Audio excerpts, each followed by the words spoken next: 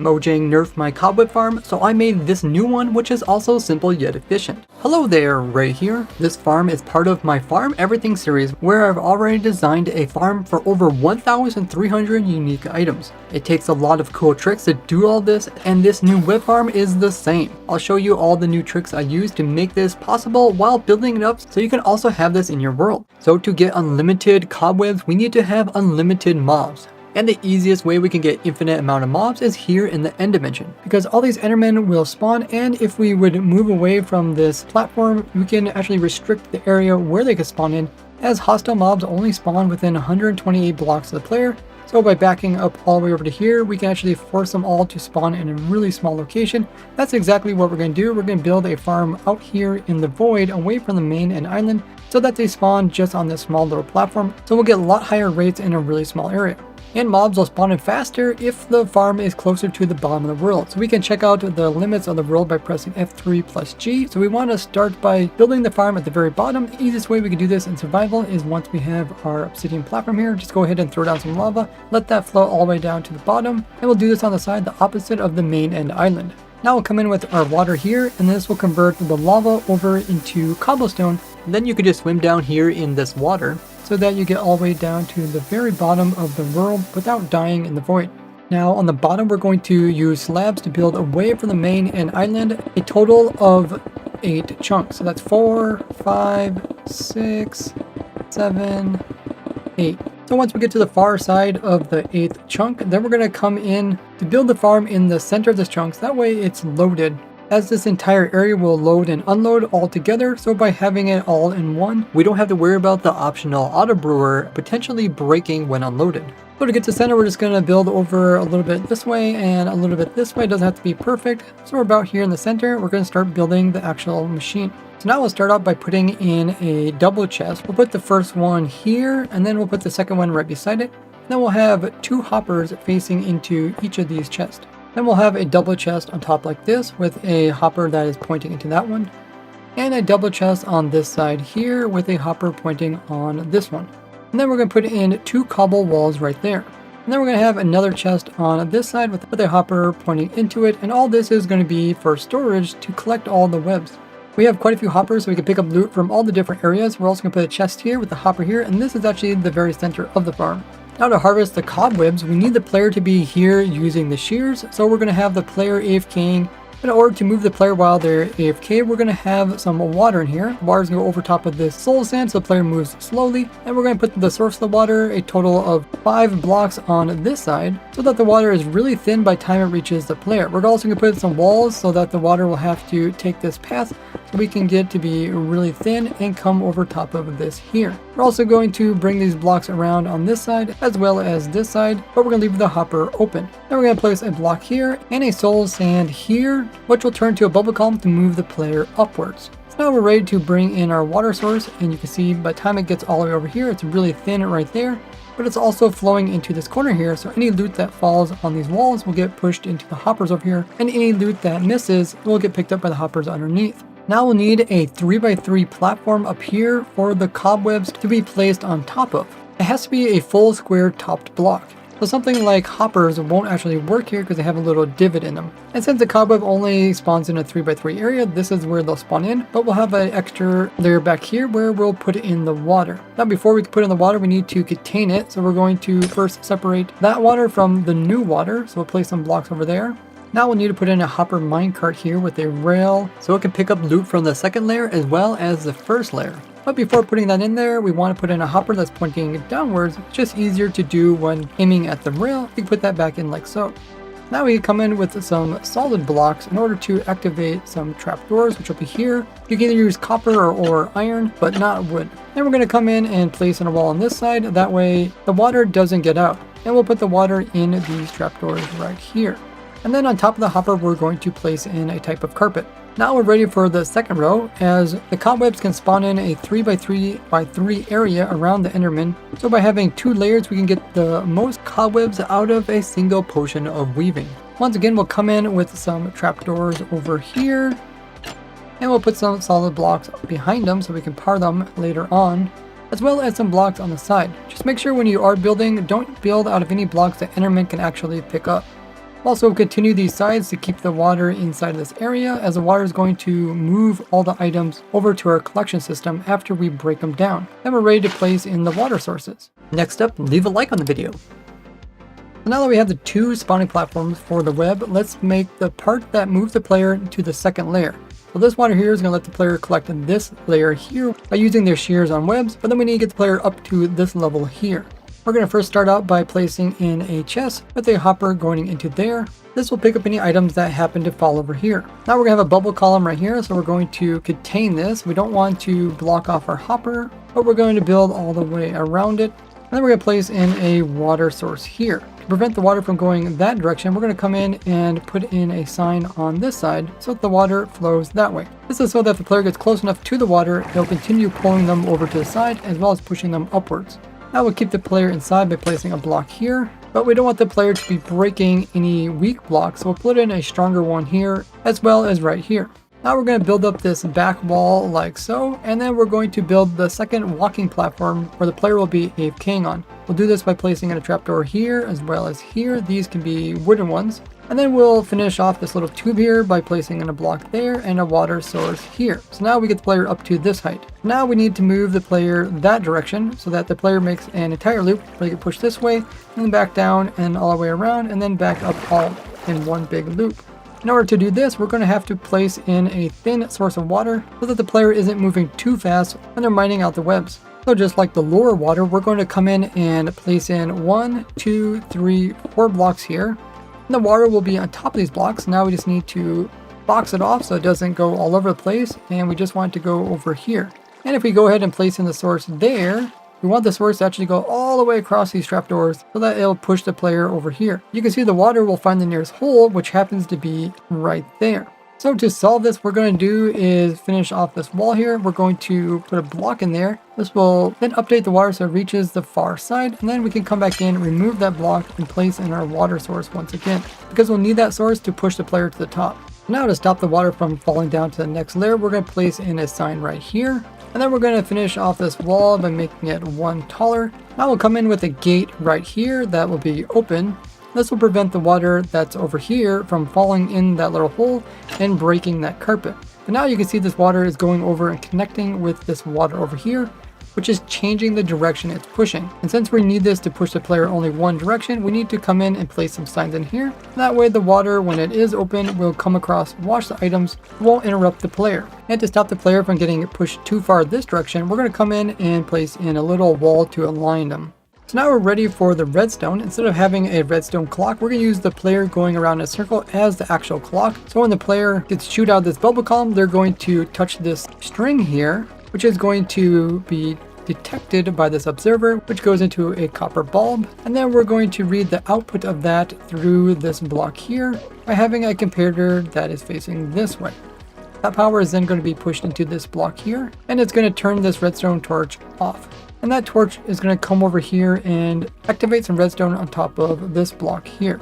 Redstone is going to also come around, and we're going to need a solid block there with some redstone on top of that, and also a solid block down here with redstone on top of that.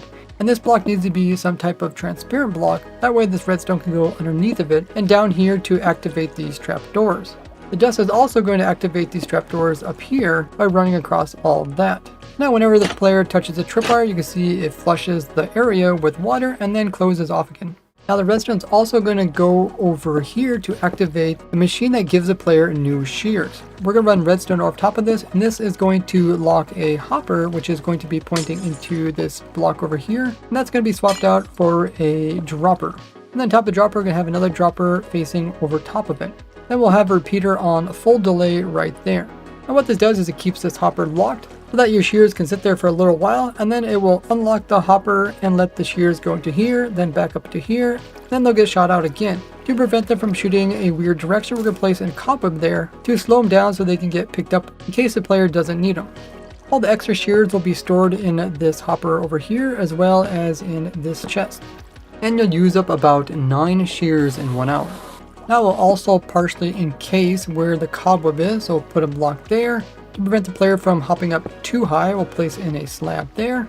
And we'll place in some blocks over here so the player doesn't end up over there. Now we're coming in and we can start working on the next piece of redstone. We'll first place in some blocks like this, which will contain the enderman, and a solid block here and here. And then we're going to place in our 2 dispensers. So 1 dispenser way down here facing towards us. This one will drop out the weaving potions, and then we'll have another one up here which will drop out the lava to kill the enderman.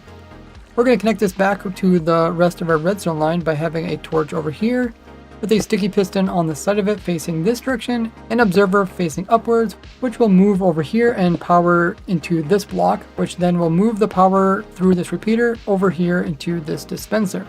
Power will also come over here and go into this block through the redstone that is on top of it. And then we're going to continue the redstone over here, and then another repeater over here, but on full delay.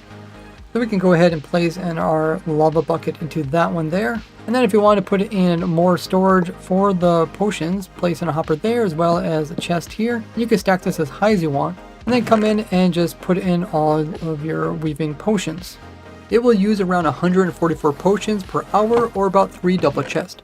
Now rather than carrying all of your weaving potions and shulker boxes over here to the farm, if you're going to use it quite a bit, I recommend building my automatic brewing system, which will always keep this chest mostly full of whatever potion type that you want.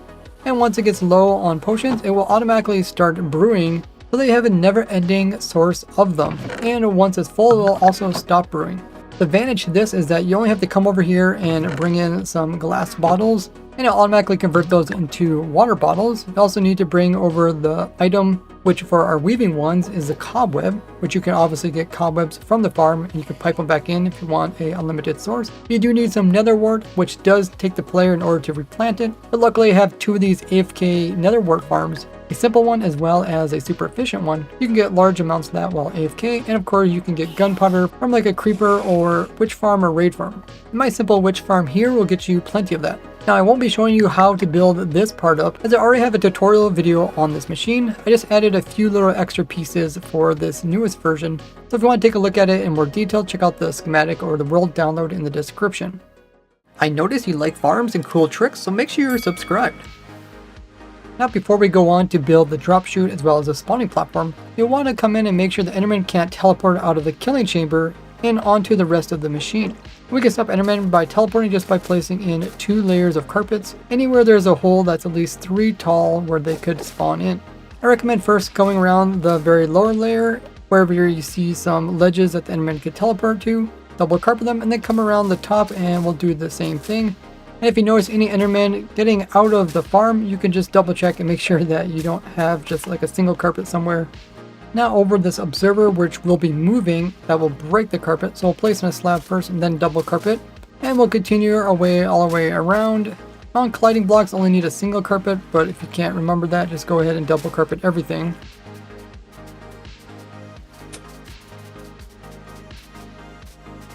We also don't want the enderman to teleport onto the pathway, so you can either remove it and just come out here using a lighter, or you can double carpet it, or you can even like waterlog all these blocks. You just have to do this at least 32 blocks away from the farm, because that's how far enderman can actually teleport, which is equivalent to 2 of these chunks. Okay, now that we got everything covered with 2 layers of carpets, except for this 3x3 area here, we can go ahead and start working on the actual drop chute. This will let the endermen fall far enough so that they're low health, so that the lava can actually kill them in one shot. So from this level down here, we're going to take this up a total of 38 blocks. Easy way you can do this in survival is by putting exactly 38 blocks in your hand, and then that way when you use them all up, you will be at the correct height. Okay, now that we're here, let's go ahead and bring up the other 3 sides.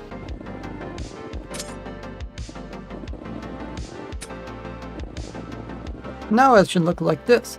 Then come in and double carpet these corners here, which are not being covered up by the actual drop chute. Now on each side, we're going to go out a total of 5 blocks. They can be slabs or they can be full blocks. The main thing is the endermen are going to be spawning on top of these. And then once like this, we're just going to fill in the space between these so that we got a nice big square platform.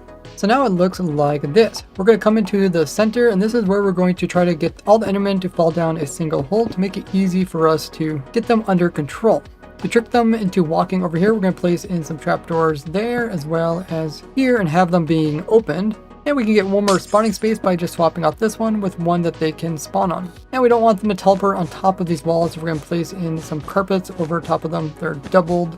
And once you have completed that, we're ready to place in the enderman, which is going to be placed on top of this cobble wall up there.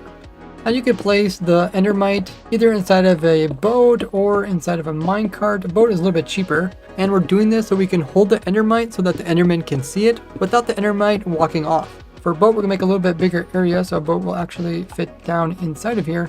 So now we want to spawn in a endermite in here. This is done by teleporting with ender pearls. Bring some food along so you continue to heal. Also, wearing feather falling enchanted boots as well as protection will help you take less damage. And then just keep doing this until you get endermite. Okay, once you do get one, you want to come in and use your name tag on it. Make sure you're not wearing thorns, otherwise you're going to kill it. And then what you want to do is try to place in the boat in the opposite corner of where the endermite is standing by jumping up and clicking it kind of in this area. Otherwise you can place in a ladder and get out of the area and then place in the boat so the endermite's not pushing you all about. But now we have an endermite that is name tagged. I use dinner bone so it's easy to see that the name tag's working. Now we're going to come along and remove these blocks along the edges here, and we're going to get the endermite directly over top of the wall. So the wall is right there, so we can go ahead and hop into the minecart, and it's going to kind of like hit you a little bit. And we're just trying to get the center of the boat over top of the center of the block underneath. It doesn't have to be perfect, but once it's there, we can go ahead and remove these blocks and we can drop it down. And if you need to make some more adjustments, you can go ahead and do that. So now any endermen that spawn on this platform will get mad at the endermite, try to kill it, but the best they can do is just get right underneath of it, in which case they end up falling down this hole as they think they can actually stand on the trapdoor. They fall all the way down the chute down here, land on this carpet and take a bunch of damage so that when the lava comes in, it will remove the rest of their health and kill them. Consider leaving a donation or supporting me as a YouTube member. Now we're ready to run the farm. We're going to do this by first filling in our shears. It doesn't take that many shears. The next thing you want to do is make sure you have full hunger, because when you break blocks in Minecraft, it actually slowly reduces your hunger. And by having full hunger, you can AFK this farm a long time without worrying about running out of food. If you do play in hard difficulty, once you run out of food, your player will eventually take damage until they die. So keep that in mind. You can always use a beacon if you're afraid of that. But your inventory is actually going to fill up with cobwebs before that happens. So we're going to place in one layer of single cobwebs in all of our top inventory over here. And that way it takes a long time before our inventory fills up with cobwebs. Otherwise what will happen is the shear which you're using to break the cobwebs, when that shear is depleted and broken, you're going to have this empty slot, and some item like a cobweb's going to fit in that slot, and you won't be able to pick up a new shear from our auto system over here. So by pre-filling your inventory with any items that you might pick up, such as cobwebs, we're also going to pre-fill our inventory with some ender pearls. We're also going to put depth strider boots on so we move a little bit faster in the water so that we can collect a little bit more webs per hour. And lastly, we're going to come in with some string, because you can also pick up occasional string if your shears happen to break midway through a cycle. And you can even hold an item in your offhand so you can AFK just a bit longer. You're also going to probably pick up some ender pearls from the endermen that are dying, as the hopper doesn't pick them all up. Now that your inventory looks like this, we are ready to go AFKing in the farm. The way we're going to do this is we're going to just hop down in here, and the water is going to move us at the perfect pace so we can break all the cobwebs. First round, we're going to go ahead and just let the water move us all the way around until we reach the string. So we'll go up this bubble column and we'll touch the string that we put in earlier. This will activate the redstone, which will kill the endermen and splash them with weaving so that we convert this all into cobwebs. Now all we have to do is kind of push it forward so that we're aligned with this edge over here. Have our shears, and we're going to aim mostly forward and hold down the left mouse button. Now we're not going to face perfectly straight forward. We're going to face a little bit to the left. This will allow us to get the cobweb on the second level down here in the far back. We can reach that cobweb before we get moved to the side. So once you figure out the perfect spot to aim so that you're reaching the majority of the cobwebs, you can then now go AFK. You can do this by continuing to hold down the left mouse button and then press F3 plus T, then release the mouse button, and after that goes away, now the game will automatically hold down those buttons even though you're not holding down them. So now you can see how the farms actually work, and the players slowly being moved along, going through two different layers. That way we can get as much cobwebs from one batch of endermen dying. We knock out 3 cobwebs here. There is 1 cobweb in the back that we can't reach because of the enderman. But other than that, we can reach all the other cobwebs, and we're moving at such a speed that we can barely get them all broken while not wasting too much time at any one area. And we're moving the player using water because if they're riding any type of thing, it makes their mining speed twice as slow.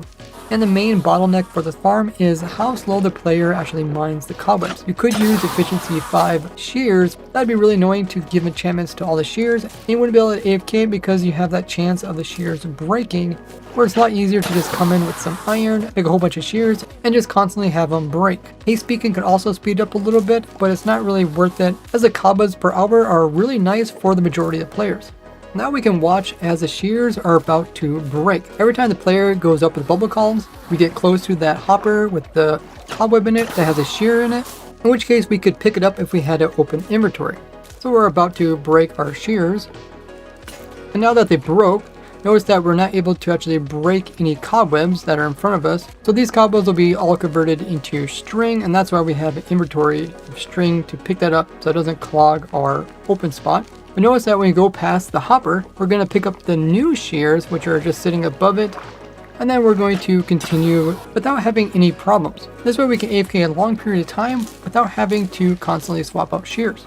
So notice how all the items get washed off, washed down here, come over here, and then they get picked up by the hoppers. Now you can always come in and add more storage if you notice that it's filling up too fast. Now the main hopper here is going to fill up with pearls, so if you want to, you can sort those out and destroy them. That way you have more room for your actual cobwebs.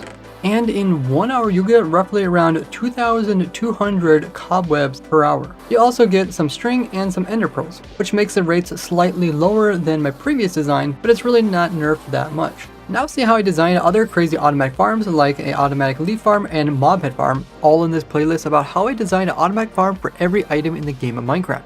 Big thanks to all my monthly supporters who make it possible for me to put time into making these machines. Consider joining as a YouTube member if you haven't already. Otherwise, I'll see you guys all next one. Bye bye!